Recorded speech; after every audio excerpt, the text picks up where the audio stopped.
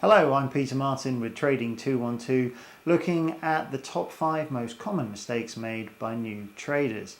Now, I worked for a number of years in the financial markets, and over that time I was fortunate enough to observe thousands of trades and to see how different traders operated.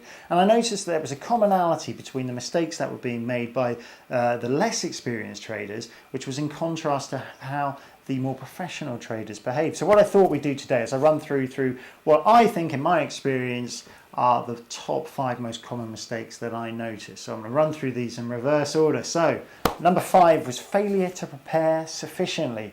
And this is all about not being familiar enough with the market that you're trading.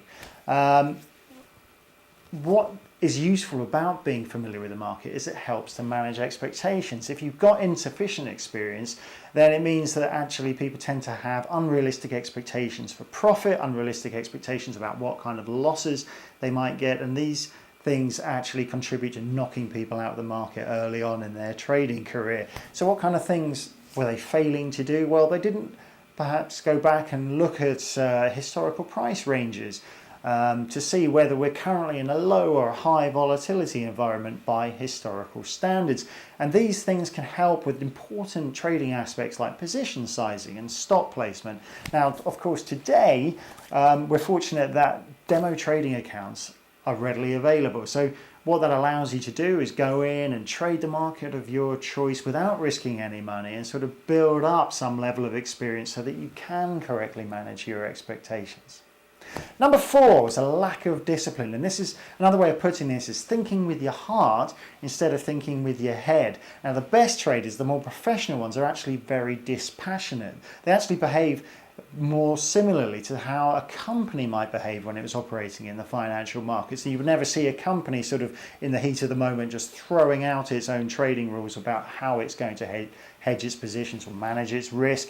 But you do see this kind of element of capriciousness with newer traders where they sort of on a whim will decide to just throw out their previous rules and behave in a completely different way. Now the classic example of this, of the lack of discipline, is moving stops away before they're hit. Now stops actually help enforce discipline, and of course if you're always going to move a stop away and never let the market take out a stop, the stop is actually pointless. It's not actually playing any purpose.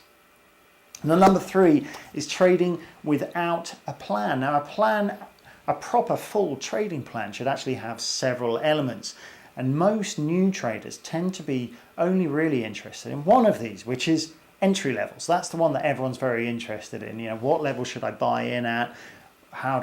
When should I open a position? But really a trading plan, what it helps to do or what it should be involved with is looking at the whole journey of a trade. So it can actually match to answer the question, what kind of trading strategy will suit you? What kind of a trader are you? So that will in turn dictate that first point about an entry strategy, but also alongside that you need an exit strategy, an exit plan, and there should be 2 elements to an exit plan. When do I get out if it's going well? How do I maximize my profit? But also, when do I get out? When do I decide this is going wrong and I need to cut my losses? So you need to have an exit strategy as well as an entry strategy. And this may sound really obvious, but you should also be considering which markets are the ones that you should be trading. Let's say that you're a technical trader and that you've got a breakout strategy. Are you just going to apply it to one market? Are you going to apply it to every single market that's available? Or are you going to say, okay, I've looked through the markets and I've decided that these 3 FX pairs, these 2 indices, this commodity, these will be the ones that I will apply my strategy to. That's part of my trading plan and I'm going to stick to that. And you also need position sizing rules. If you can't just keep trading the same size position every single time. What you want it to be is consistent, but that means taking into account how much the market is moving. In other words, adjusting your position according to volatility. If you've got a system that you're trading and the market currently is twice as volatile as it was 6 months ago when you started trading that market, then you need to adjust your position size accordingly, and you should be trading a smaller size now, half as big, to take into account that the market is twice as volatile.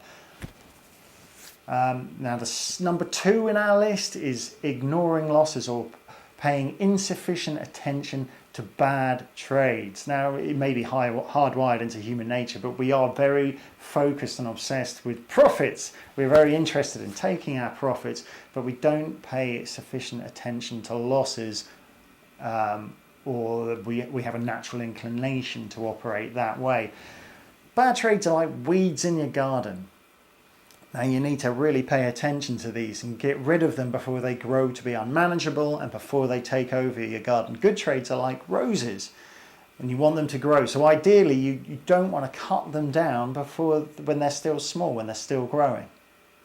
And that brings us to number 1, which is taking on too much risk. Now we trade because we want to make money.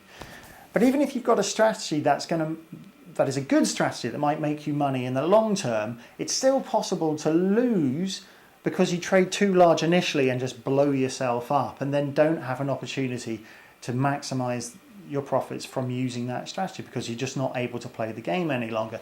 So what you want to be able to do is to be in a position to keep on coming back and having another bite of the cherry, even if you have a sequence of losing trades in a row. So that you want to position your size accordingly so that you're not going to blow up. So to win at the game, you need to stay in the game. And sort of an offshoot of this is that you will often see people who are new to the market, they give it a go, they have some initial success, and their response is to ramp up their trading size, and what they end up doing is just blowing themselves up, and they aren't able to have a long and fruitful trading career.